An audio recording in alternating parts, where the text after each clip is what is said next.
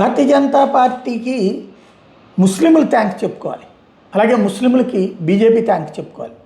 ఇదివరకు పార్టీలు, సిద్ధాంతాలు, విధానాలు ఆధారంగా జరిగేటటువంటి రాజకీయాలు. కమ్యూనిస్టులు, కాంగ్రెస్ బీజేపీ మీద కోపంతో బీజేపీని ద్వేషించడంలో భాగంగా హిందుత్వాన్ని ద్వేషించడం, దూషించడం ప్రారంభించారు.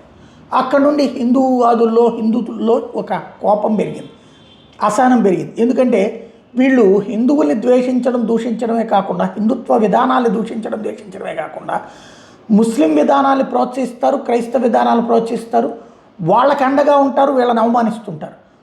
ఇది ఒక పోలరైజేషన్ ఆఫ్ పాలిటిక్స్కి వచ్చింది. ఇప్పుడు నిన్న చూడండి, ఈ 2026లో జరిగిన 5 రాష్ట్రాల ఎన్నికల్లో ఈ పోలరైజేషన్ స్పష్టంగా కనిపించింది. 104 మంది ముస్లిం అభ్యర్థులు ఎమ్మెల్యేలుగా గెలిచారు. కమ్యూనిస్టుల తరపున కానీ, కాంగ్రెస్ తరపున కానీ, తృణమూల్ కాంగ్రెస్ తరపున కానీ, వీళ్ళందరి తరపున 104 మంది ముస్లింలు.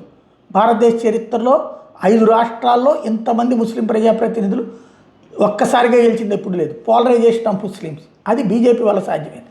అదే సందర్భంలో ముస్లిం పోలరైజేషన్ మీద విరక్తి చెంది బెంగాల్ లాంటి చోట్లను బీజేపీ గెలిపించారు, ఉత్తరప్రదేశ్ లాంటి చోట్ల బీజేపీ గెలిపిస్తున్నారు.